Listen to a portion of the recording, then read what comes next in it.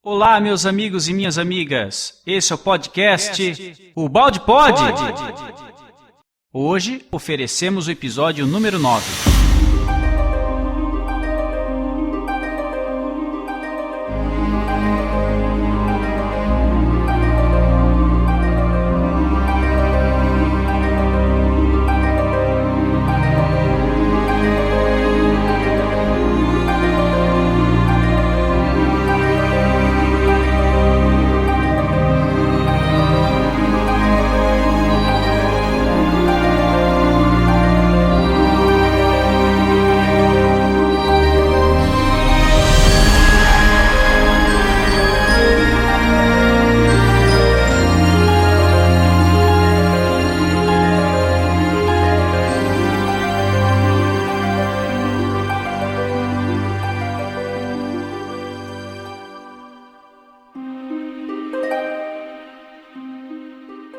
Tudo o que aqui vamos explicando não foi aprendido só nos livros.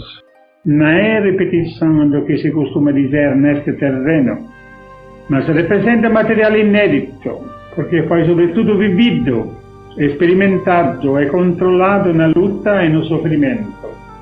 Não estamos repetindo lições aprendidas de cor, mas oferecendo as conclusões de uma vida de pensamento dedicada ao esforço de compreender e de uma vida de amarguras também, por não ter querido aceitar os caminhos do mundo.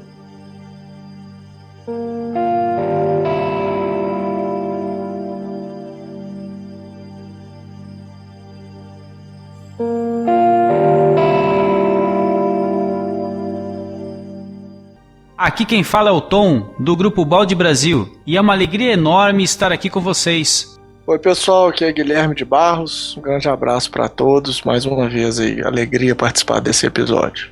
Olá pessoal, aqui é a Gi, é uma alegria muito grande estar participando aqui com vocês. Olá pessoal, aqui é Lemara de Porto Alegre, mais uma vez, mais um podcast maravilhoso com muito aprendizado. Olá pessoal, aqui é o Neto de Itaperuá, aqui da Paraíba, um grande abraço a todos os ouvintes. Olá pessoal, aqui é o Rafael Van Erven de Niterói, Rio de Janeiro. É sempre uma imensa alegria dividir esse estudo com todos vocês. E neste podcast faremos o estudo do capítulo 9, intitulado Das Trevas à Luz, da obra Lei de Deus, do professor Pietro Baldi.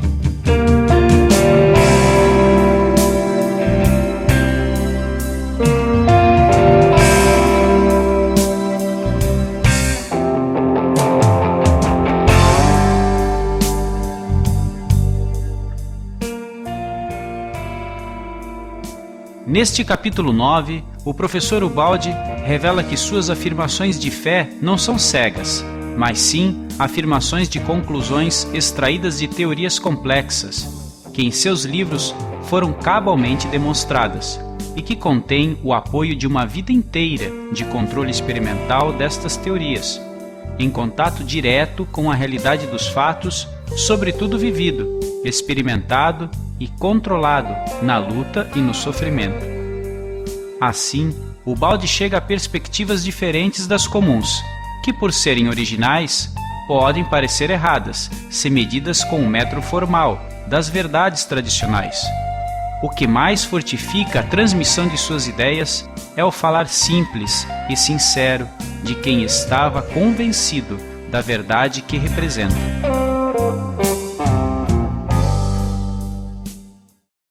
Agora vamos aos nossos recados e logo retomamos para o nosso estudo.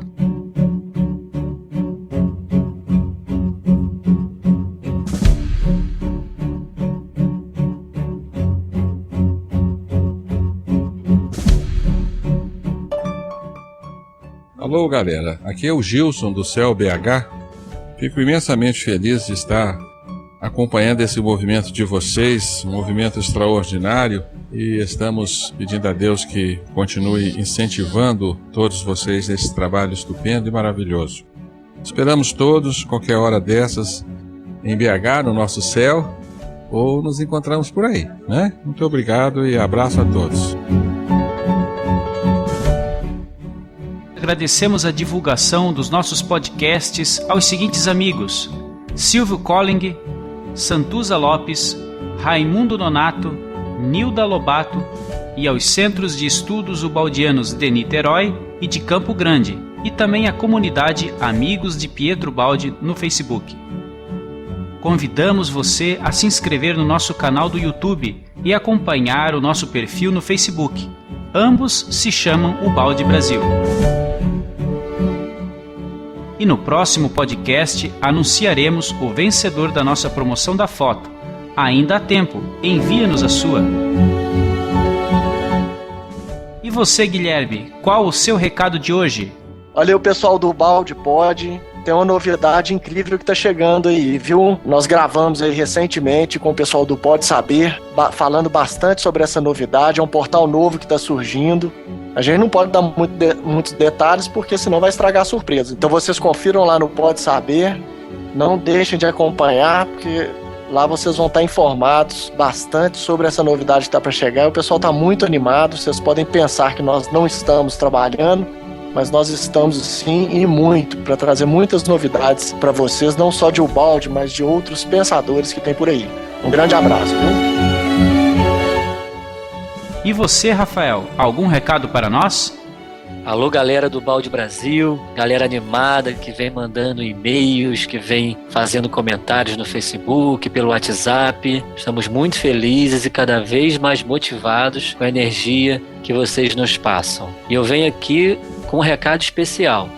Vocês já sabem que estamos trabalhando para a realização do 21º Congresso Nacional de Pietro Baldi, que será em 2016, aqui na minha terra, em Niterói. Então o convite é que todos os grupos de estudos de Pietro Baldi, no Brasil e no exterior, façam contato conosco, de modo que a gente possa facilitar a vinda de vocês ao Congresso. A gente precisa do contato de vocês. A gente precisa que vocês nos busquem para que a gente possa mandar convites antecipados, para que a gente possa abrir as inscrições antecipadas para vocês e fazer uma organização turística para que todos venham e que a gente faça mesmo um congresso do coração, onde todos possam participar. Façam contato conosco. Um abraço. E é isso, meus amigos. Um grande abraço e um ótimo episódio a todos vocês.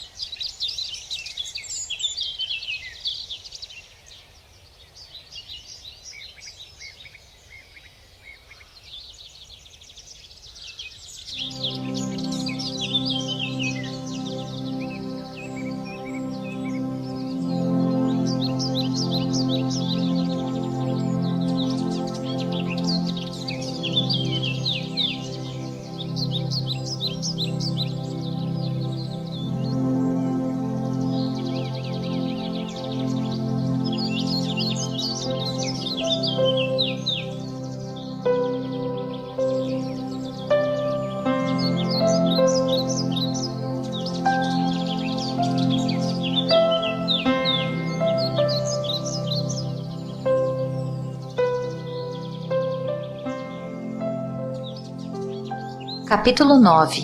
Das trevas à luz. Em busca da verdade que nos orienta e constrói, rumo à perfeição.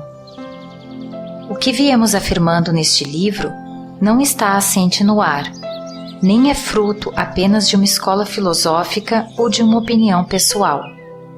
Nossa afirmação de fé não é cega. Antes, é uma afirmação de conclusões extraídas de teorias complexas, que em nossos livros foram cabalmente demonstradas e que nesta exposição simples não podem ser repetidas. Para quem quiser aprofundar seu conhecimento, poderá naquelas teorias encontrar as razões últimas dessas nossas afirmações, desde as primeiras causas até suas derradeiras e resolutivas consequências. Mas, Atrás destas está também o apoio de uma vida inteira de controle experimental dessas teorias, em contato direto com a realidade dos fatos. Isso nos oferece a seguinte vantagem, tratando-se dos problemas da vida e do espírito. Podemos pisar no terreno firme dos fatos e permanecer apegados à realidade da vida prática, tendo como objetivo a nossa utilidade. De tudo o que falamos, podemos dar uma explicação objetiva, sem derivar para abstrações filosóficas. Nossas teorias estão baseadas na razão, na observação dos fatos, na ciência positiva. O que vamos explicando não foi aprendido só nos livros. Não é repetição do que se costuma dizer neste terreno, mas representa material inédito, porque foi sobretudo vivido, experimentado e controlado na luta e no sofrimento.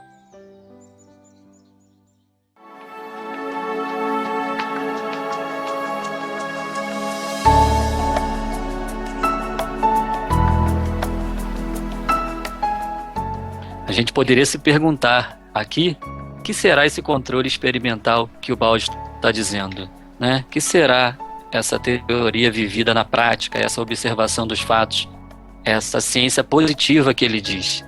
Então, o que eu penso é que é justamente a vida dele, né? Ele viveu os princípios que ele acreditava e que ele foi descobrindo. Ele percebeu que existiam leis morais regendo a conduta humana, que a gente se movia de acordo com esses princípios implícitos, imponderáveis, e ele começou a colocar em prática essa vivência e colher os resultados. E os resultados foram de acordo com o que ele acreditava, com o Evangelho, sobretudo. Não é isso, Guilherme? Ô Rafa, eu acho que é por aí mesmo. O Pietro Baldi é interessante que no livro A Grande Síntese, eu não vou lembrar aqui de cor a citação, mas há algo no sentido assim, eu venho, a sua voz falando, né? Eu venho para escrever a razão, o intelecto desse século, né? A maneira de pensar do homem moderno, racional, positivista. Então a gente imaginar como se Francisco de Assis estivesse reencarnando agora e tivesse essa missão especificamente, talvez ele detalhasse passo a passo o seu processo de transformação, de amadurecimento, fazendo aquela análise detalhada de como o processo da evolução e da rememoração se deu na sua presente encarnação. Então cada espírito com a sua missão. E a missão de Ubaldi, no próprio título, já está falando das trevas à luz, porque muitas doutrinas elas vieram para nos mostrar a luz, para que a gente voltasse a nossa face para a luz e nos concentrássemos nela. Mas para um espírito um pouco mais amadurecido, a gente já talvez tenha condição de olhar para trás e ver as trevas também, né? O que exige de nós um certo preparo psicológico. Então nesse capítulo ele é muito denso e o Ubaldi vai falar um pouco dessas trevas que nos rodeiam.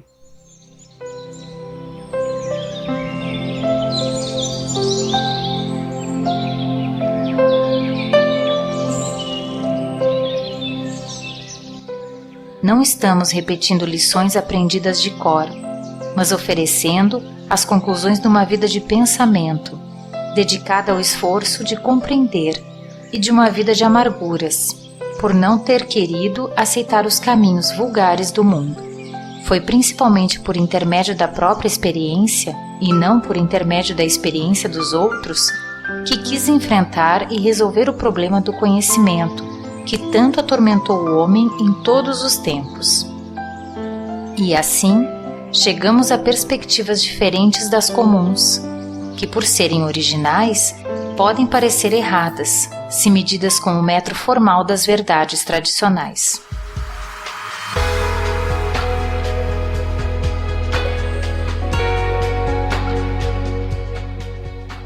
Ô, pessoal, nesse momento aqui eu tenho que comentar também referente a essa luta, esse sofrimento, esse experimento controlado que o Baldi foi fazendo ao longo de sua vida, está muito bem representado numa história que o Maurício Crispim conta no curso de Ondas de Transformação, se não me engano, na aula número 11, em que o Baldi foi visto por um de seus amigos meio triste, deprimido.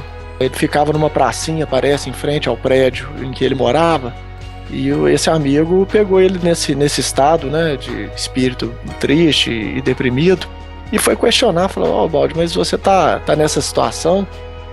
Você que tanto nos ensina e nos passa tantas coisas, tá assim, deprimido e tristonho, o que tá acontecendo?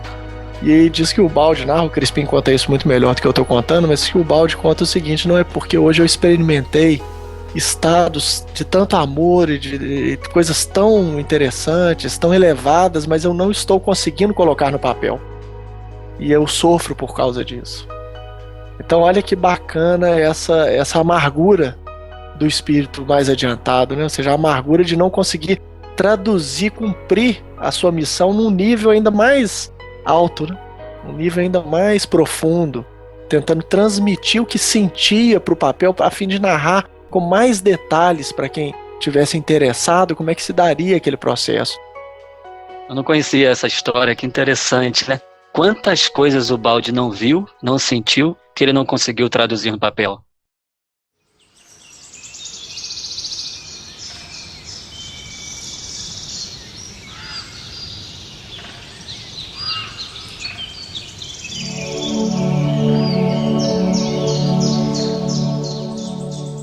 Com esse método, porém, atinge-se a grande vantagem de quem fala sem repetir coisas aprendidas dos outros, estando por isso bem convencido do que diz, e o estar convencido é a melhor maneira para convencer os outros.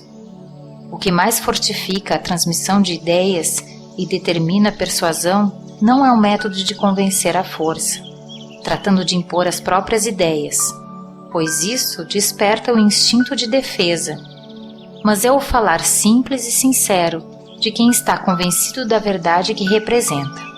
A vida exige do fruto que brote de sua própria origem. Para chegar a transmitir a chama da própria convicção, é necessário possuir essa chama. De outra maneira, não se poderá transmitir senão o gelo da própria indiferença. O que tem poder não são as palavras que vão da boca para o ouvido, mas a vibração ardosa do coração e da mente, que se dirige ao coração e à mente do próximo. A verdadeira conversa não é a das palavras, mas faz-se interiormente, por sua força, de alma para alma. A arte oratória é outra coisa. É fruto artificial, fingido, que pode ser agradável para observar, mas que não serve para digerir, porque não contém alimento. Ao contrário, a verdadeira convicção abala as mentes e sabe dar-nos palavras que nos ajudam a chegar a esse resultado. Palavras substanciais e poderosas, que são as únicas a possuírem esta força.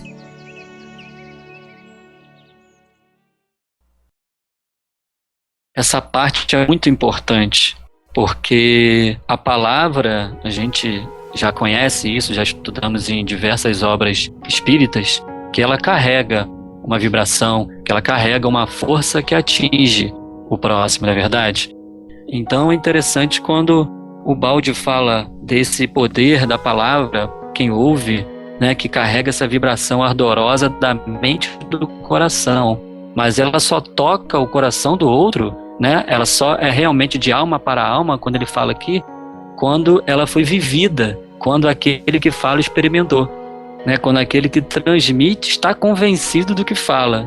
Então isso é importante, porque nós, como seres interexistentes, a gente sabe disso, que a palavra carrega muito mais do que só a palavra articulada. Então, para convencer o outro, nada melhor do que ter vivido, ter experimentado, ter feito o controle experimental, como o Balde fala. E por isso que a gente se sensibiliza a alguma coisa em nós quando a gente estuda Pietro Baldi e também os outros grandes mestres que viveram o princípio neles e depois transmitiram as suas teorias. Então, quem não viveu o que diz, faz uma teoria, que a teoria ela não vai atingir o coração do outro.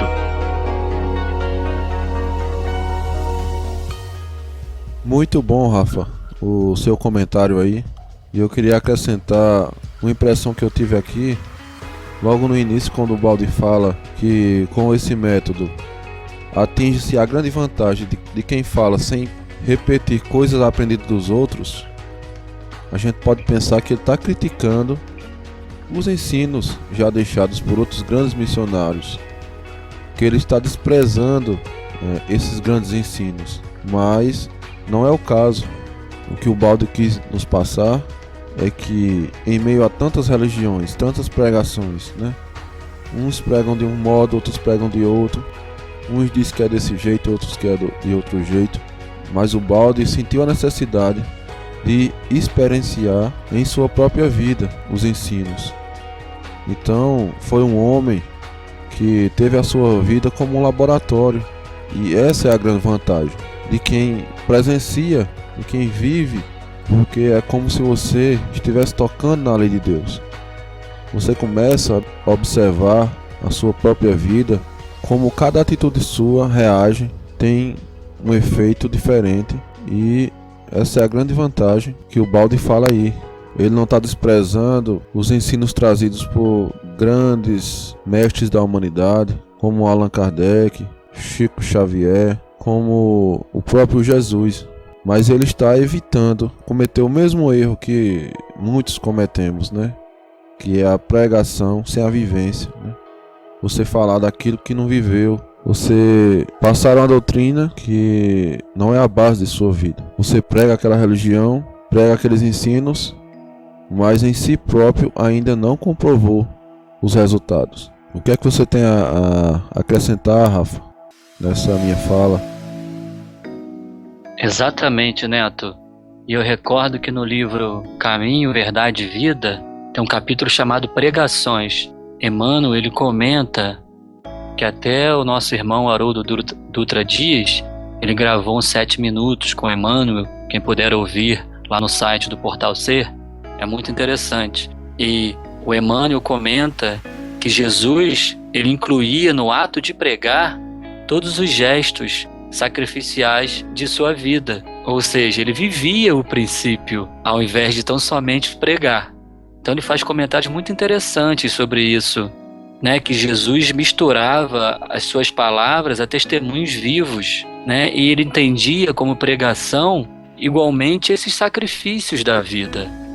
Então ele vivia primeiro em si mesmo o princípio e também nas horas vagas pregava. Mas trazendo para o nosso dia a dia, estou trazendo para mim, que de vez em quando realizo algumas palestras. Com certeza, eu não tenho o evangelho edificado no meu coração ainda. Um dia chegarei lá, mas por causa disso, eu deixarei de pregar o que eu acredito que aprendi até hoje? De forma alguma. E isso me fez relembrar também um acontecimento com o grande Petitinga, foi um dos fundadores do Espiritismo na Bahia, lá em Salvador.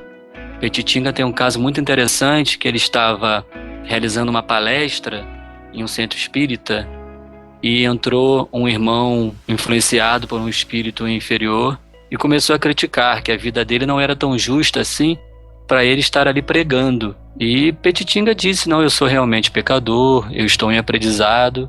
E esse irmão começou a açoitá-lo ainda mais. Então o Petitinga, ele responde algumas frases muito bonitas, que eu vou pegar 2 trechinhos aqui. Prefiro a condição de enfermo ajudando doentes a ser ocioso buscando a saúde para poder ajudar com eficiência. Prefiro a minha miserabilidade socorrendo misérias maiores. Abandonar o arado porque tem as mãos impróprias, quando a erva má graça escasseia em obreiros, não o farei nunca. Sou espírito infeliz, mas não infelicitador. Embora imperfeito, deixo luzir minha alma quando contemplo a grande luz. Então, olha que beleza. Não é porque somos ainda espíritos em evolução inferiores que vamos deixar de levar o que a gente aprendeu, mesmo que ainda não aprendemos ainda a vivenciá-los integralmente.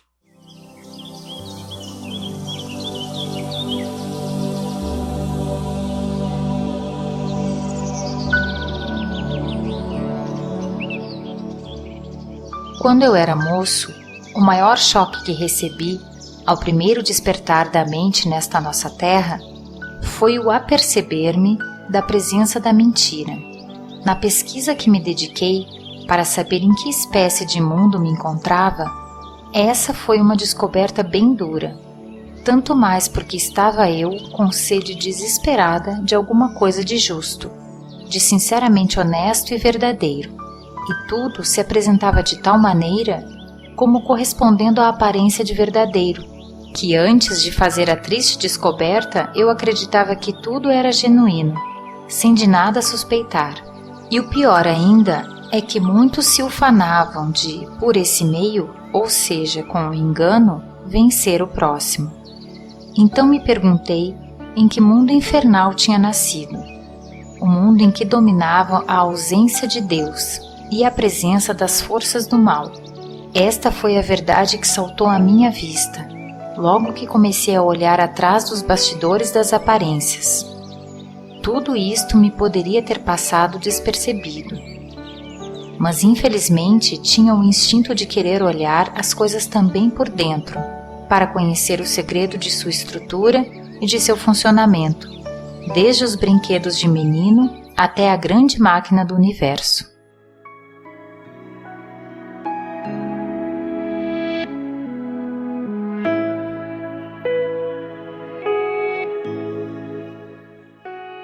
Deixa eu fazer uma pergunta, Elemara.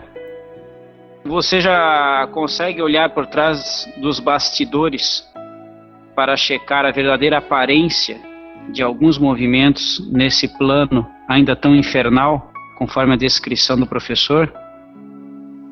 Às vezes sim, Tom. Nem sempre. Mas às vezes eu consigo observar. E é uma coisa muito intuitiva.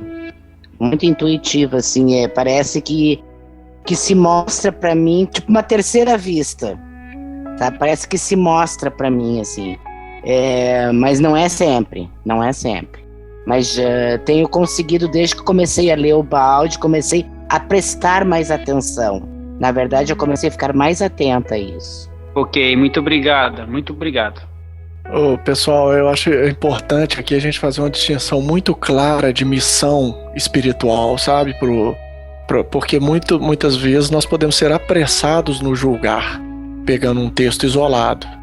E aqui o Baldi ele fala assim, talvez seja, vamos imaginar, por exemplo, um espírita, e aí eu acho que não há mal da gente fazer esse tipo de comparação positiva, construtiva. Vamos pegar, por exemplo, uma missão como a do Chico Xavier, que é sem dúvida admirado por todos. A gente ficaria muito difícil a gente imaginar naquela época em que o Chico teve que trazer tanto conteúdo de reforma íntima, de olhos voltados para o bem, ele ressaltar que no mundo havia mentira. Mas será que o Chico não percebia isso? Será que ele também no fundo não tinha esse mesmo sentimento? E o Baldi revelando esse sentimento, será que ele está com os olhos voltados para o mal ou será que ele está com os olhos voltados para o bem? Então a questão é imaginar, se o Chico tivesse ressaltado e mostrado que no mundo há mentira, que o mundo parece ser dominado pela ausência de Deus, será que as pessoas naquela época não teriam ficado focadas somente nesse aspecto? Então, se foi preciso que houvesse essa missão, regeneradora do Espiritismo primeiro, para nos ajudar a voltar os olhos para o bem, para que depois de um processo de amadurecimento, notando as contradições e a presença do mal do mundo, nós pudéssemos aceitar um pouco mais abertos essa mensagem de Ubaldi, nos ajudando a encarar as trevas que também estão presentes no universo. Outra coisa, Guilherme, o Chico falava que a gente deve colocar uma gota de verdade em 1 litro de amor. E você vendo, analisando a missão de Jesus, que veio nos trazer amor, e também o Espiritismo veio nos trazer essa visão de amor, do Criador para conosco. E o Baldi, ele vem trazer essa gota de verdade, dentro desse litro de amor. Exatamente, Neto, isso me lembra a passagem que Jesus recomenda: atire a primeira pedra quem não tiver pecados. Na época, talvez isso fosse o máximo de autoanálise que as pessoas suportassem. A turba, a multidão, talvez elas não suportassem mais do que isso. A mensagem de Jesus naquele momento para as pessoas foi assim: olha um pouquinho para você mesmo. Então são adolescentes ainda numa primeira fase. O homem mais maduro, olhe para você mesmo e para o mundo com um pouco mais de profundidade. Veja só os contrastes. E agora a má notícia. né, que no caso pode ser uma boa notícia se você souber administrar. Este mal não provém de Deus. Então, assim, de quem? De onde é que ele vem? Né? Aí, pouco a pouco, o balde vai nos mostrando de onde provém o mal. E isso não é fácil de encarar. Eu me lembro de uma palestra que o Gilson Freire falou que quando ele tomou contato com essa realidade, espiritualmente ele deitou no chão, de cara no chão, e ficou assim por vários dias. Ele ficou se sentindo realmente muito abatido espiritualmente, mas um abatimento produtivo, construtivo.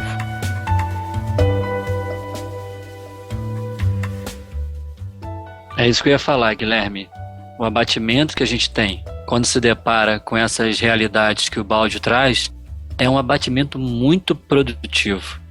Se a gente estiver sentado, ele faz com que a gente se erga na mesma hora e vá correr atrás do prejuízo. Então, a gente percebe uma correlação perfeita entre esses dois missionários, entre Chico e o balde. Você fez essa distinção bem interessante. O balde trazendo essa realidade mais nua e crua, e Chico Xavier trazendo essa outra realidade, né? Então, são missões, e como a lei é econômica, como o planejamento do alto é imenso, é milenar, certamente essas duas falas que se complementam estavam previstas para assim acontecerem. E como é bom a gente tomar conhecimento dessas duas realidades, que se somam no nosso coração, as duas mudam alguma coisa em nós e nos despertam para uma realidade mais profunda.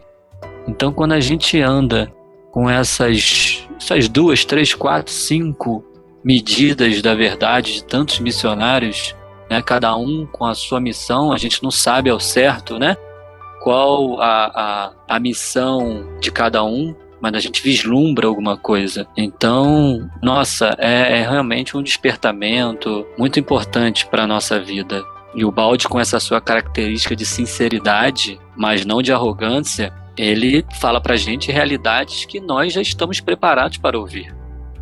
Ô Rafa, e quem não se sentir preparado ainda, pode começar suas reflexões pela própria obra de Kardec.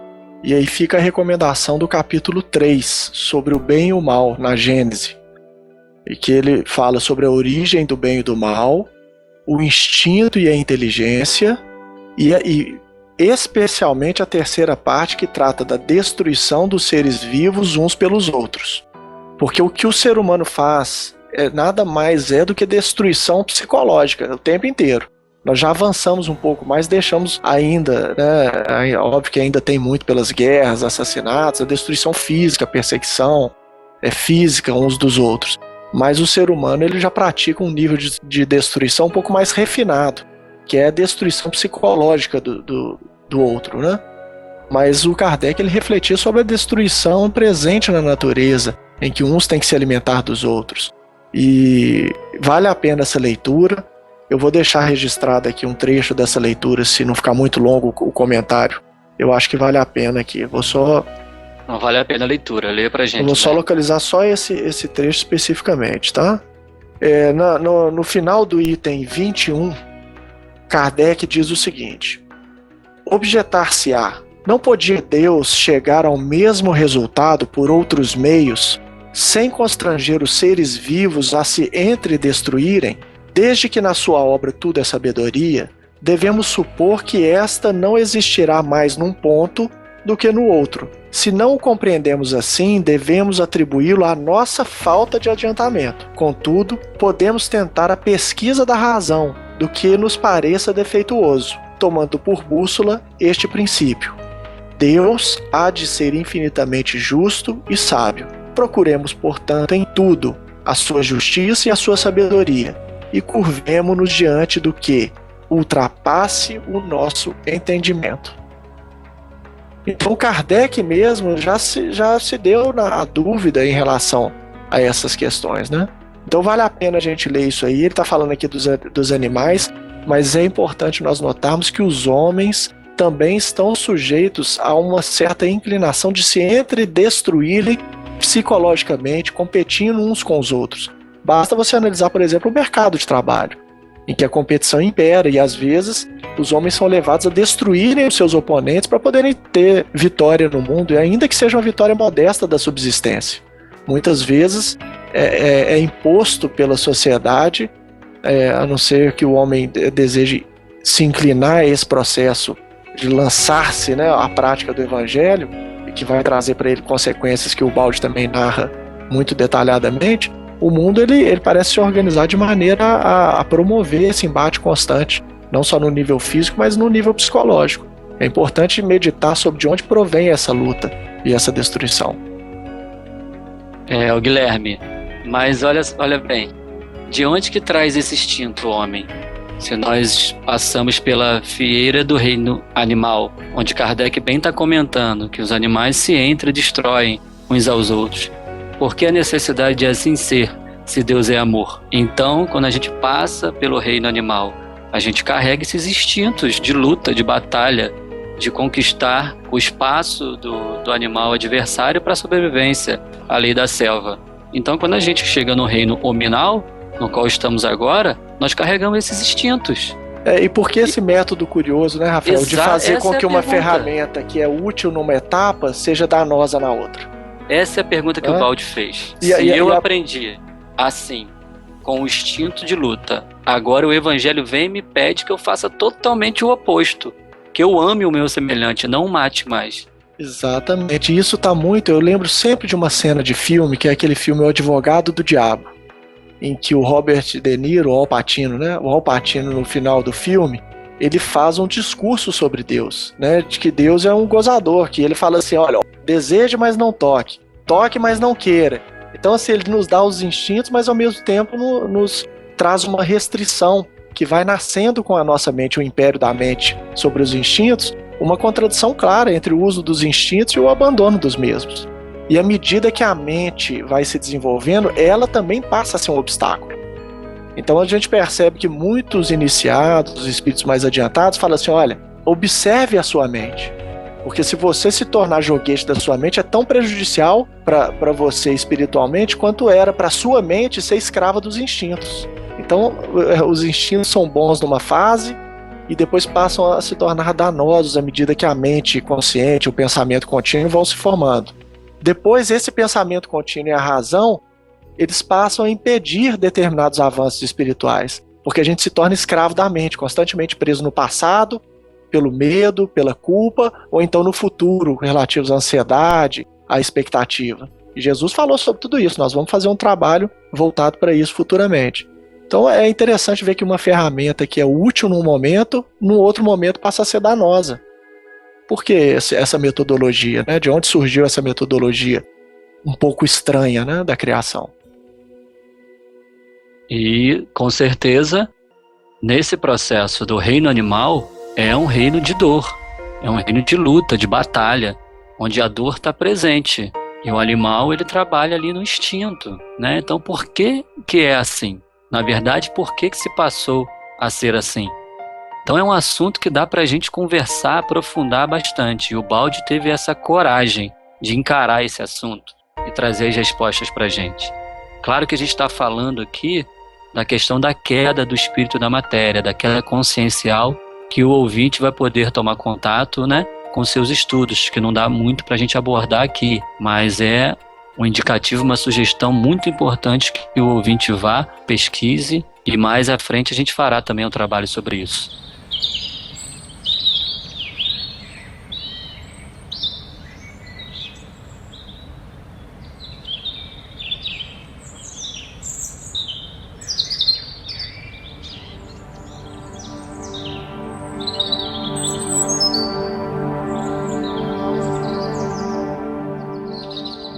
Fiquei desiludido, mas isso não perturbou minhas pesquisas. Como quem procura um tesouro escondido sem o qual não pode viver, em vez de cair no desânimo e no pessimismo, continuei escavando ainda mais fundo, para descobrir qual era a última verdade e o que havia de real atrás dessas enganadoras aparências do mundo. A pesquisa foi longa e dura, porque era escarnecida como coisa inútil por uma maioria que buscava objetivos diferentes.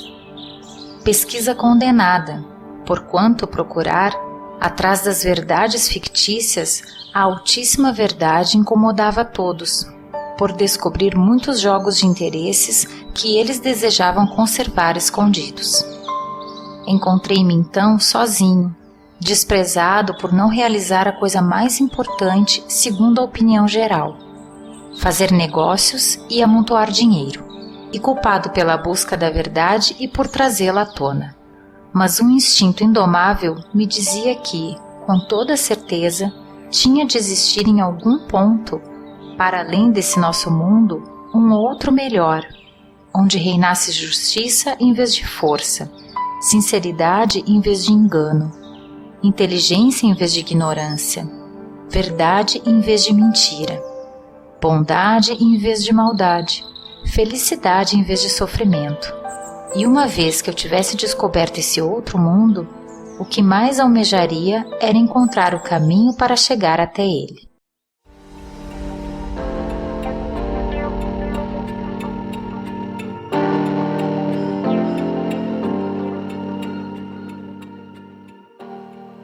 Que no final do parágrafo 5º, que ele diz a justiça em vez da força, sinceridade em vez de engano, inteligência em vez de ignorância, e aquilo que ele termina no parágrafo.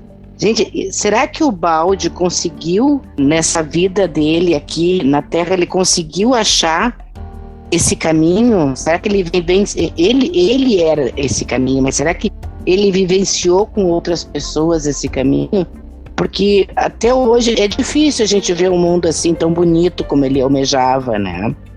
Mas eu gostaria de saber se você sabe se ele teria vivenciado isso com as pessoas com quem ele convivia.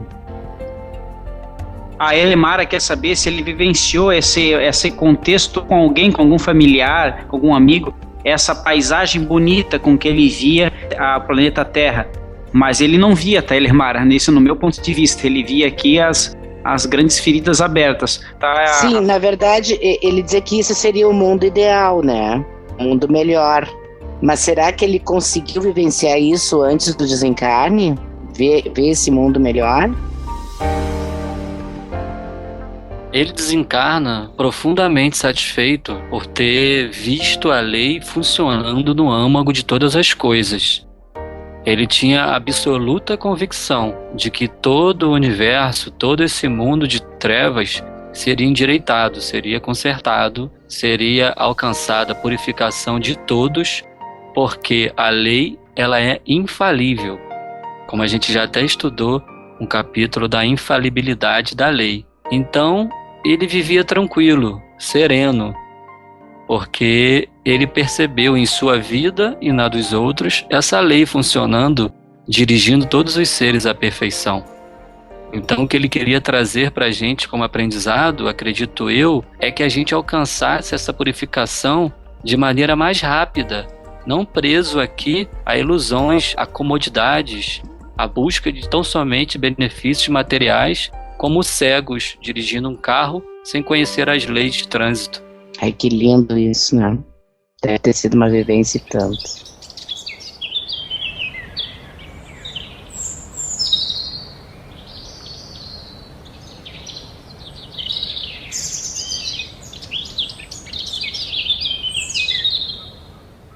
Considerava-me como se estivesse encerrado numa prisão escura, sem portas nem janelas. Mas percebia, por intuição, que além das paredes duras havia o ar livre e a beleza do céu na luz do sol.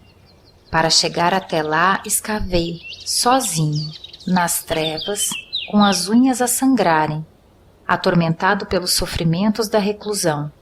Escavei as pedras duras da parede espessa.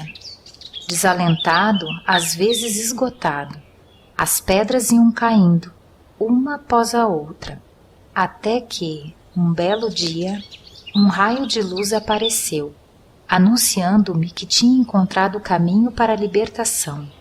Até agora, foram afastadas 17 pedras. Para que nada se perdesse da experiência do meu trabalho, nem para mim nem para os outros, fora eu gravava tudo na minha mente e o descrevia em livros. 17 pedras significam 17 livros. outra pedra agora está caindo e estou escrevendo o 18º livro. Aparecem assim horizontes sempre mais vastos, planícies e montanhas, cidades e rios, o mar e o céu, e a luz do sol que tudo ilumina, dissipando as trevas da prisão e aquecendo também os duros corações dos prisioneiros. A estes ofereço o fruto deste trabalho, para que também cheguem a compreender o caminho da libertação.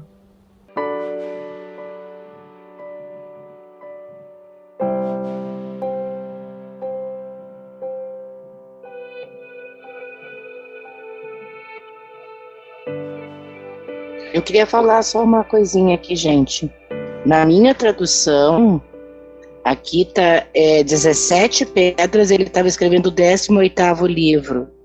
Eu não sei se faz alguma diferença, mas na minha tradução foram afastadas 17 pedras. E depois a outra pedra agora está caindo, estou escrevendo o 18º livro.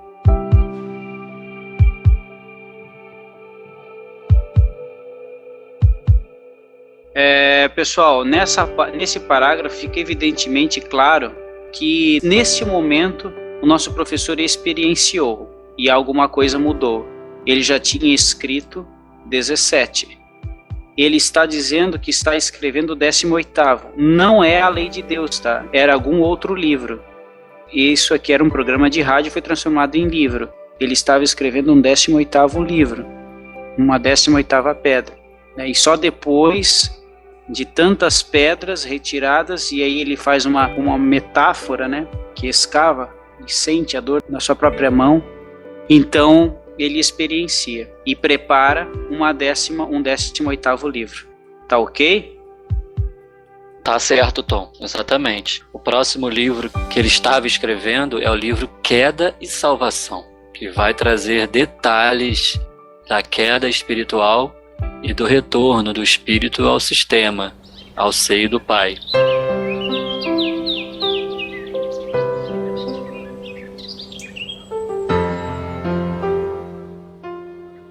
Cada um, ao nascer, traz consigo certos instintos, construídos por ele mesmo em existências passadas, e sente-se impulsionado a segui-los, sejam bons ou maus, encontrando-se acorrentado a eles pela mesma forma irresistível e fatal que liga o efeito à causa.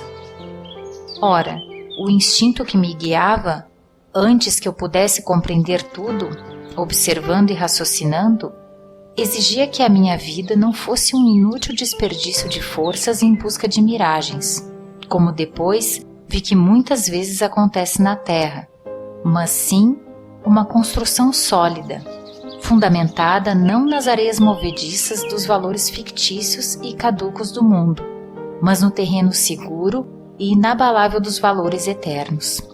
Talvez por ter experimentado bastante e por ter aprendido a lição, não me pertencia mais a prova de cair vítima das mais comuns ilusões humanas, tais como a riqueza, o poder, a glória, as satisfações materiais, etc. Tão só pelo olfato sensibilizado, percebia logo serem elas apenas engodos.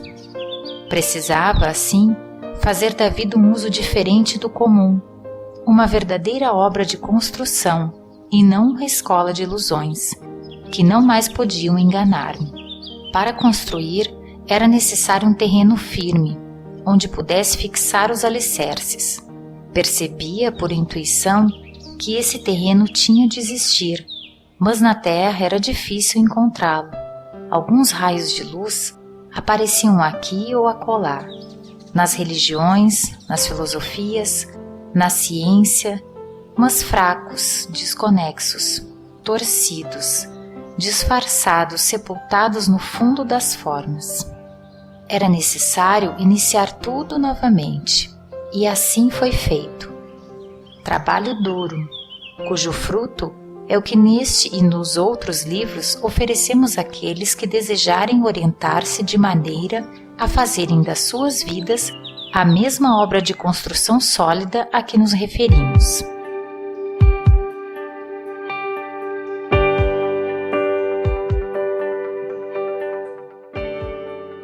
Ô Neto, eu percebo aqui nesse parágrafo que o professor Ubaldi, ele realmente procurou, né, em religiões, em filosofias, em ciências, mas encontrava sempre alguma coisa desconexa, distorcida, e me parece que ele realmente realizou um trabalho duro, começando quase do ponto zero, para realmente poder nos passar uma informação de uma maneira assim tão verdadeira. E nesse parágrafo fica muito claro a maneira, a experiência dele, como ele conseguiu de maneira muito clara passar isso aí para o papel.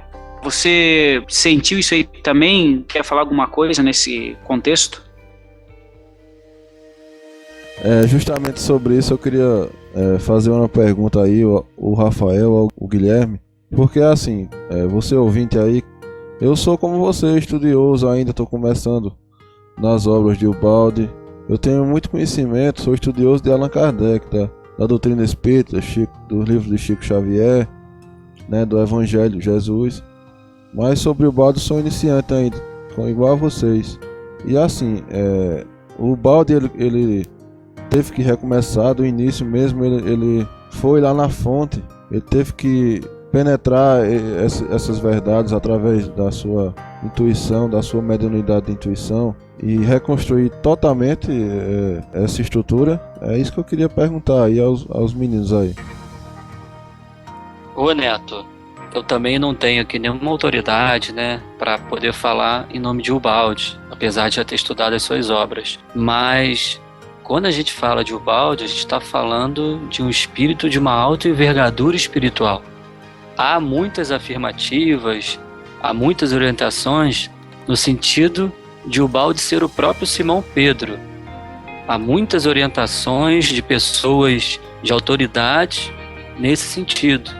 Até as próprias cartas, as próprias mensagens psicografadas por Chico Xavier, mensagem dada por São Francisco de Assis, iniciava com Pedro, e a mensagem que Ubaldi recebeu de sua voz nesse encontro memorável no ano de 1951 em Uberaba, também começava chamando ele de Pedro, né? E o nome dele é Pietro, sabemos disso. Então há muitos indicativos, sem fazer aqui nenhuma afirmativa de que é ou não é, esse não é o nosso intuito, mas só querendo demonstrar que é um espírito superior. Então, ele, enquanto encarnado, como Pietro Ubaldi, ele traz uma bagagem imensa de conhecimento. Tanto que ele deixa claro que o mundo anda numa direção diferente, mas ele não se deixa levar por essa direção diferente. Ele segue um instinto interior de investigar a verdade, sem estar comprometido com as verdades já consolidadas. Ou seja, não desrespeitando as verdades consolidadas, mas seguindo o pensamento dele, a intuição dele, a verdade que ele está buscando. Então ele não se prende a dogmas já edificados. Não, ele segue em busca da verdade de forma imparcial, universal, deixando que o fenômeno se revele como ele é, não ele dizendo como o fenômeno é. Então, esses raios de luz que ele traz no coração é de um missionário. Não sei se é por aí a sua pergunta, foi o que eu entendi, mas é de um grande missionário que conseguia ler nas coisas o fenômeno, a verdade, como ela é, e trazia uma bagagem preparada para isso. Sem contar que ele foi também Frei Leão, reencarnou junto com Francisco de Assis, o espírito amigo mais fiel de Francisco de Assis no século XII. Então é um espírito luminoso, que esteve aqui pertinho de nós e continua com a gente no plano espiritual, ajudando na caminhada de cada um. Você respondeu aí, é porque assim, eu vi que ele assim, não quis aceitar tudo que já tinha, mas ele foi atrás de comprovar isso, através da experiência própria. Ele não quis dizer que o que já tinha aqui, o que os missionários já trouxeram, não era válido, mas eu entendi que ele foi comprovar através da sua própria vida, né, essas verdades, e conseguiu, com certeza conseguiu comprovar. É verdade. E ele, muito interessante, o Ubaldi comenta que ele foi na teosofia e tirou dela coisas maravilhosas. Ele foi no espiritismo e tirou do espiritismo coisas maravilhosas. Ele foi em diversas filosofias e conseguiu extrair delas tudo de bom que já existia. E ele fez essa unificação, trazendo o que ele foi descobrindo, o que ele já sabia, e fez esse ciclo involutivo, evolutivo, esse ciclo de redenção da humanidade de uma forma maravilhosa, que está agora aqui nas nossas mãos.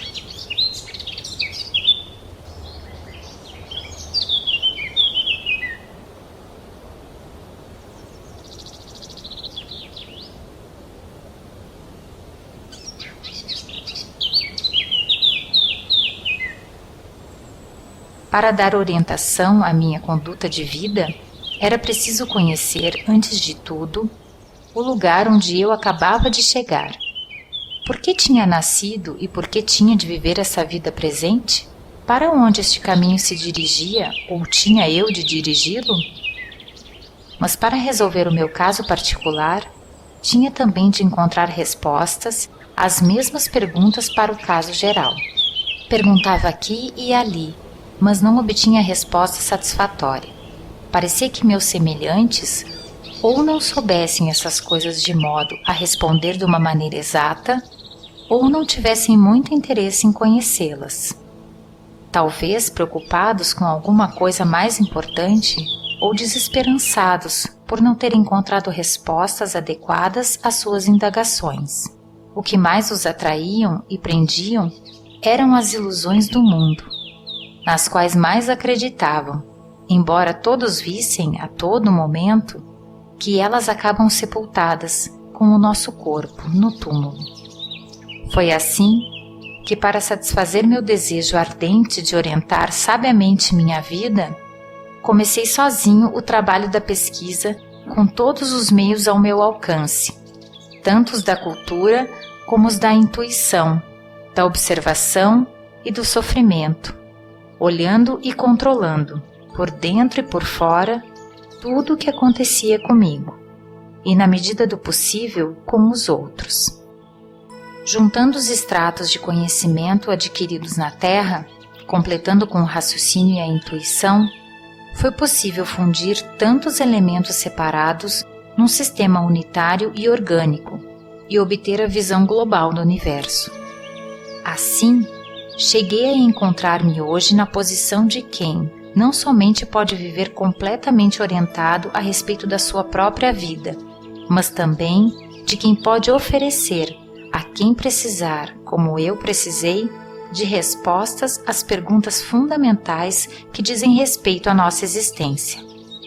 Eu precisava absolutamente destas respostas, porque não conseguia compreender como fosse possível percorrer um caminho, o caminho da vida, sem conhecê-lo. É lógico que viver correndo ao acaso, como cego, atrás de tentativas para cair finalmente em desilusões, não representa um trabalho construtivo, mas um louco desperdício de forças das nossas forças. Assim, cheguei à maior conquista da minha vida, que é de ter descoberto a presença sensível da lei de Deus. Que existe Deus, sua presença e sua lei, todos sabem e dizem. Mas outra coisa é perceber essa presença, vendo como ela está operando, tanto nos grandes acontecimentos da história, como nos pequenos de cada ser. Outra coisa é notar que, a todo momento, a lei de Deus está funcionando ao redor e dentro de nós, e que apesar da nossa vontade de nos subtrairmos a ela e do nosso desejo de revolta, ninguém pode fugir dela e todos têm de ficar a ela sujeitos.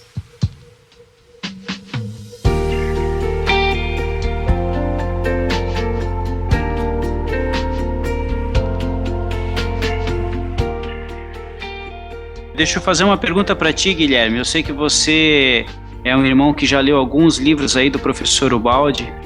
Encerrando aqui esse parágrafo 9 antes do último, o que você poderia acrescentar aí para nós? Ô Tom, só para você ter uma ideia, nesse contexto de compreender a obra de Ubaldi como um todo, a fim de avaliar melhor a missão dele e o contexto no qual se insere essa fala dele do capítulo 10, nós podemos pegar a página 63 do livro A Grande Síntese, Ciência e Razão. Aqui o Ubaldi ele fala, nesse trecho da obra, ele fala o seguinte: olha, aqui falo a inteligência, a razão cética, à ciência sem fé, a fim de vencê-la. E mais na frente, vosso século possuiu e desenvolveu uma ideia toda própria. Ele fala também aqui, olha, o cientista jamais pensou que é preciso amar o fenômeno, tornar-se o fenômeno observado, vivê-lo. Qual que é o fenômeno que o Baldi está observando, vivenciando? É o fenômeno da própria vida, da própria existência, da própria luta pela evolução, pela vitória sobre a dor que ele tratou nos capítulos anteriores. Então ele está tratando deste fenômeno voltado para uma razão específica, que é a razão do nosso século. Entenderam? Então esse contexto é muito importante para compreender a natureza espiritual do trabalho dele. Ele fala que olha, é indispensável transportar o próprio eu com a sua sensibilidade até o centro do fenômeno, não apenas como uma comunhão, mas como uma verdadeira transfusão de alma. Então ele está trazendo isso também para o âmbito religioso. É por isso que ele fala que procurou nas doutrinas e encontrou apenas retalhos. Porque na hora que se transporta o seu verdadeiro eu para o centro do fenômeno espiritual, ele consegue traduzir escrevendo o resultado dessa experiência. Coisa que ninguém fez voltado para a razão do nosso século. Então outros e vários espíritos, Santo Agostinho, Santo Inácio, isso tem vários aí que escreveram, São Tomás de Aquino, e se tornaram teólogos importantes, né, da razão cristã. Mas ele satisfaz tão qualitativamente a razão do nosso século como o Baldi. É um pensador fundamental para complementar e se antepor a filósofos positivistas. Nesse futuro aí que a gente vê a pesquisar mais sobre filosofia, nós vamos entender o estrago benéfico que algumas correntes filosóficas existencialistas ou positivistas, eu não sei como qualificar o nome certo, mas elas vieram logo depois do fortalecimento da ciência, querendo destruir muitas ideias que estão no interior do ser humano. Então a resposta de Ubaldi foi fundamental para isso, tanto que ele perdeu o prêmio Nobel para um desses filósofos, né? Exatamente, Guilherme, maravilhoso isso.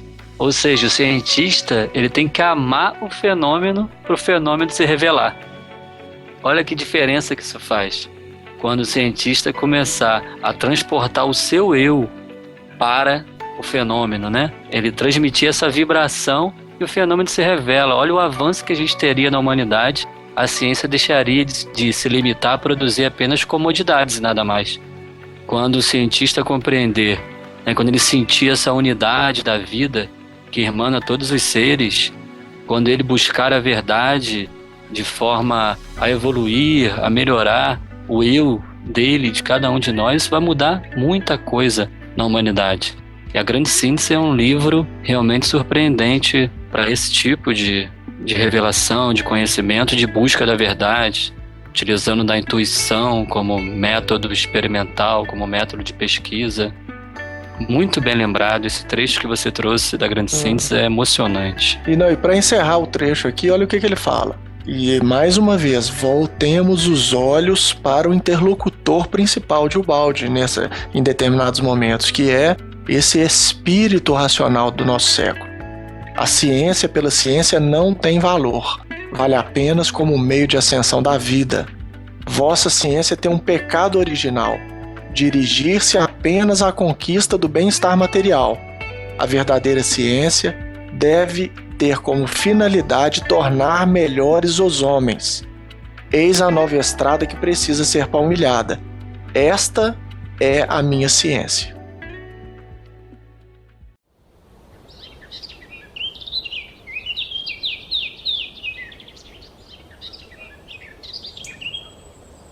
Foi assim que cheguei à grande satisfação, a de constatar que quem manda é Deus, e a vida não está dirigida pela prepotência do homem, mas pela sabedoria, bondade e justiça divinas. Então, quando o patrão maior, que está acima de todos, é Deus, que temos a temer? Vi então que bastava isso para transformar num otimismo salvador o desespero dos sofredores, a tristeza dos desamparados, o natural pessimismo dos honestos condenados a viver neste nosso mundo. Então, é possível aceitar a dura prova de uma vida na terra, pela ajuda que nos dá uma grande esperança. Assim sendo, a vida pode tornar-se uma festa também para os sofredores e os deserdados. Possuímos desse modo o tesouro de uma alegria confortadora para nós e para os outros. Quem faz isso ajuda a bondade de Deus a descer e manifestar-se na terra, tornando-se operário dele, e semeando felicidade para os outros, a semeia para si mesmo. Mas poder-se-ia objetar: tudo isto já sabemos e constitui a pregação de todas as religiões. É verdade, esta esperança já existe, mas como coisa longínqua, nebulosa, só apoiada na fé duvidosa, porque poderá realizar-se apenas numa outra vida desconhecida, que para nós, vivos, se perde no mistério da morte. A novidade consiste em apresentar esta esperança como realidade positiva, verdadeira, porque não somente demonstrada com as provas da razão e da ciência, mas também submetida a um processo regular de experimentação, confirmada pela nossa própria vida, que nos mostra como são verdadeiros os princípios em que se baseia aquela esperança. Nosso problema agora é só este: o de deixar os outros tocarem com as mãos esta outra realidade, como nós a tocamos, para que assim possam tirar desse conhecimento a certeza, o otimismo e a força que ele nos deu. Esta é ainda a razão dos livros que escrevemos.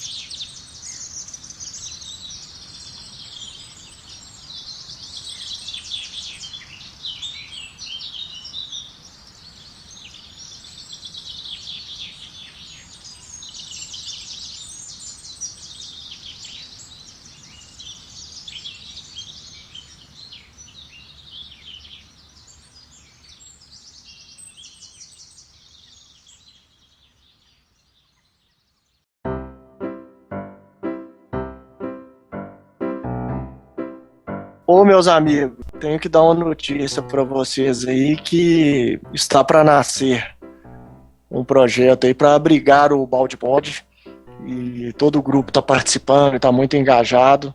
Mais entusiasmado, né, Guilherme? Opa, como? Mais?